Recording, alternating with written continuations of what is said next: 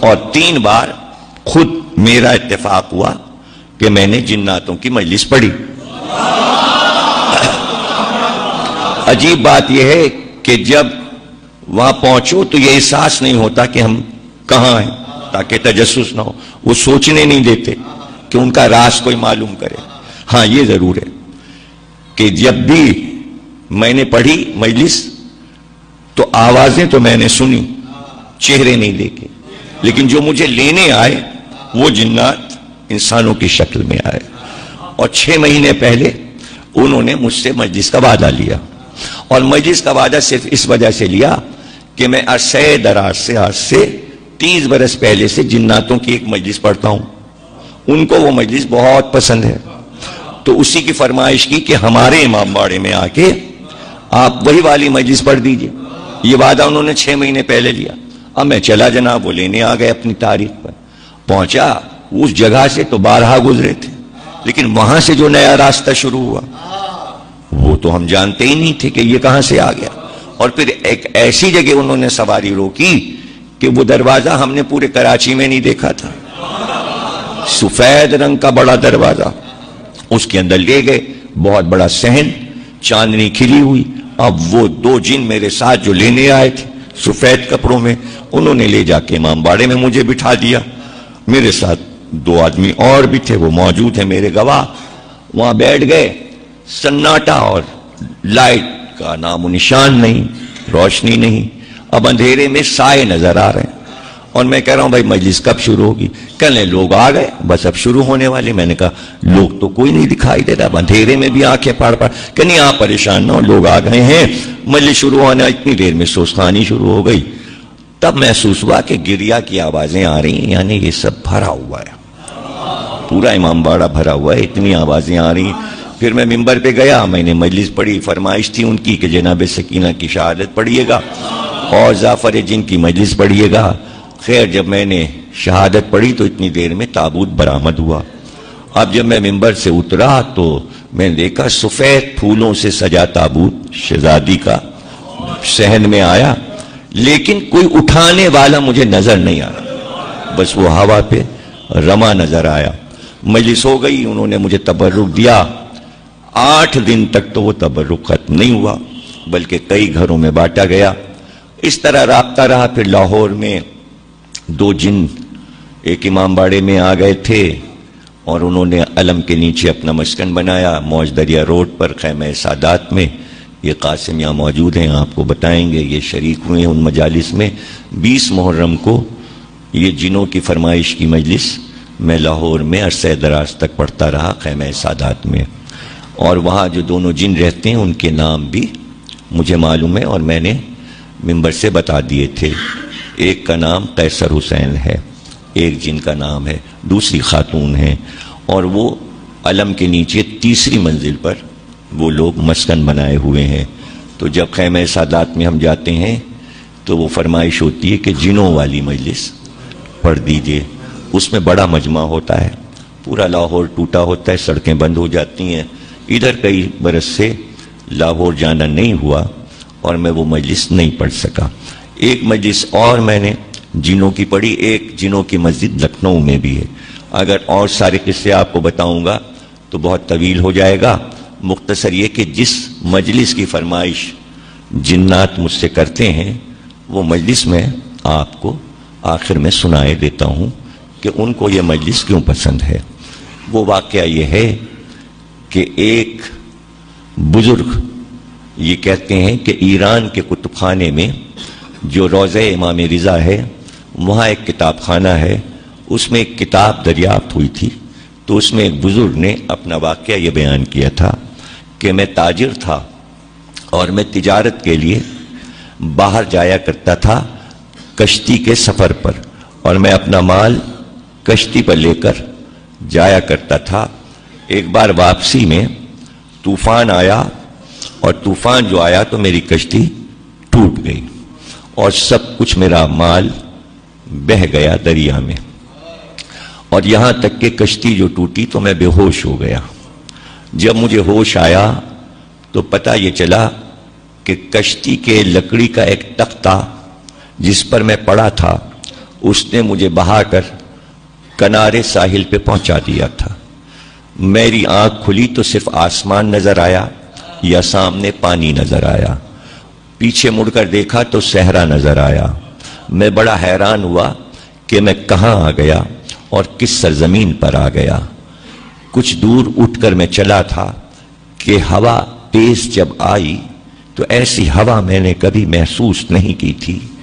बहुत तेज चल रही थी, लेकिन हवा में बहुत सी आवाजें मेरे कान से टकराई।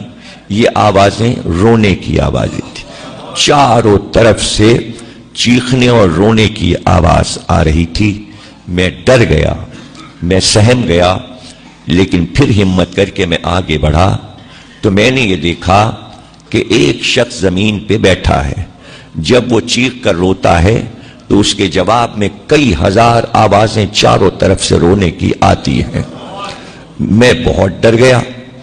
मेरी हिम्मत नहीं पड़ रही थी कि मैं करीब जाऊं, इसलिए कि उस आदमी की जो हालत थी वो ऐसी थी कि उसके बाल उलझे हुए उसके चेहरे पे पड़े थे, उसकी आंखें लाल सुर्ख हो रही थीं और वो सर झुकाए जमीन पे बैठा चीख के रोता था। एक जगह रोता, फिर उठता, दूसरी जगह जाता, फिर आगे बढ़ता, फिर कहीं बैठता, फिर रोता। और जब वो रोता तो चारों तरफ से रोने की आवाजें आती थीं। लेकिन मैंने ये देखा कि जब वो जमीन पे बैठता है तो उंगली से कुछ जमीन पे लिखता है। मैंने सोचा कि सहरा में इसके अलावा कोई नहीं है, मैं कहां जाऊंगा, कोई रास्ता भी नहीं नजर आ। तो मेरे दिल ने कहा कि पुष्ट पर पीछे से जाकर मैं ये देखूं कि ये जमीन पे लिखता क्या है। मैं आहिस्ता आहिस्ता उसके पीछे गया और फिर मैंने झुक के देखा कि ये जमीन पे क्या लिखता है। अब जो मैंने देखा तो वो उंगली से लिखता था, या हुसैन, या हुसैन। जब मैंने हुसैन का नाम लिखा देखा तो बड़ी मेरी ढारस हुई।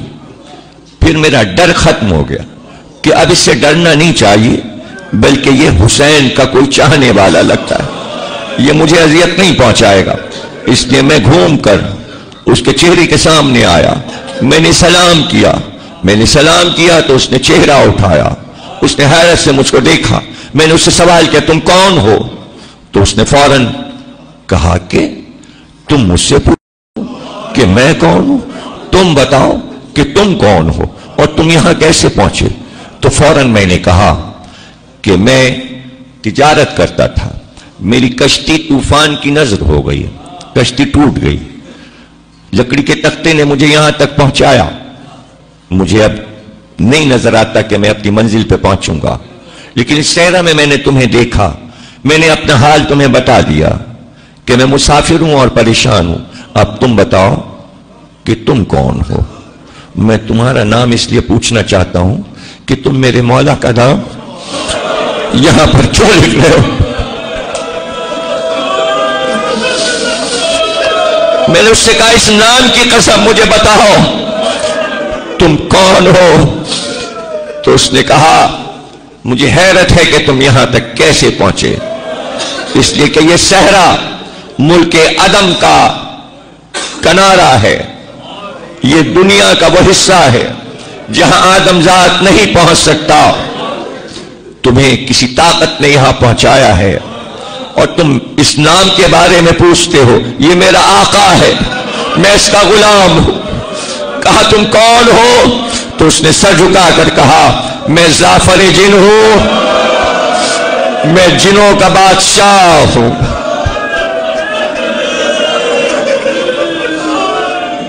वो कहते हैं कि उसने कहा कि मुझ में ताब नहीं है कि अब मैं वो दोहरा सकूं। तो मैं मायूस हो गया कि अब ये नहीं बताएगा।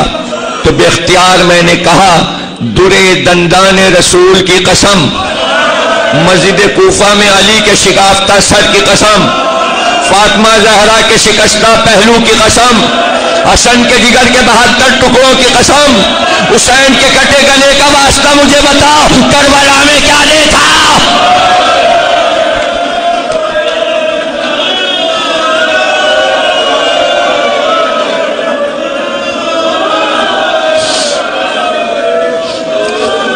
چیخ کر رونے لگا جعفر جن۔ جب ہوش آیا اس نے کہا تم نے اتنی قسمیں دی ہیں تو سنو، میرے تاج پوشی کا جشن ہوتا تھا میرے دربار میں، تمام جنات میرے دربار میں حاضر ہوا کرتے تھے۔ جب سے مولا علی نے میرے سر پر تاج رکھا تھا میں ولایت علی کی یاد میں جشن مناتا تھا کہ آج کا وہ دن ہے کہ جناتوں کی حکومت مولا علی نے مجھ کو عطا کی، اس لیے میرے دربار میں سارے سردار اجنہ جمع ہو جاتے تھے اور خوشی کا اظہار ہوتا تھا، اور اس وقت دوبارہ میرے سر پہ تاج رکھا جاتا تھا اور میں تخت پہ بیٹھتا تھا۔ اچانک جشن ہو رہا تھا کہ دو جنات میرے ساتھی میرے دربار میں روتے ہوئے داخل ہوئے۔ میں نے کہا آج خوشی کا موقع ہے، تم رو کیوں رہے ہو؟ تو انہوں نے کہا ابھی میں نجف سے زیارت کر کے جو نکلا کہ تیرے دربار میں حاضر ہو تو میرا رخ کربلا کی طرف ہو گیا۔ جب میں کربلا سے چلا تو عجیب منظر دیکھا، اے امیر یہ تخت و تاج جس کے صدقے میں ملا ہے، صبح سے اب تک حسین لڑائیوں پہ لڑائیاں لڑ چکے، کتنے لاشیں اٹھا چکے، ارے کچھ پتا ہے فاطمہ زہرا کا باپ کربلا میں تاراج ہو رہا، رسول کا گھر لٹ رہا۔ جعفر کہتا ہے یہ سننا تھا کہ میں نے تاج اپنے سر سے پھینک دیا، میں نے نالین پیروں سے اتار دی اور میں نے ان سے کہا مجھے لے کے چلو، کہاں میرا آقا حسین ہے؟ جعفر کہتا ہے میں نے اپنی فوج کو حکم دیا کہ پوری فوج تیار ہو جائے اور فضا میں آ جائے، میرے ساتھی جن آگے آگے فضا میں پرواز کرتے چلے، پیچھے پیچھے میں اور میرا لشکر سارا ساتھ، یہاں تک کہ جب میں پہنچا عراق کی سرزمین پر تو مجھے دریائے فرات نظر آیا، دریائے فرات کے کنارے مجھے ایک شیر کا لاشا نظر آیا جس کے دونوں شانے کٹے تھے۔ میں نے اپنے ساتھیوں سے پوچھا یہ کس کا لاشا ہے؟ اس کا چہرہ تو علی جیسا ہے، تو میرے ساتھیوں نے کہا یہ حسین کا علمدار عباس مارا گیا ابھی ابھی۔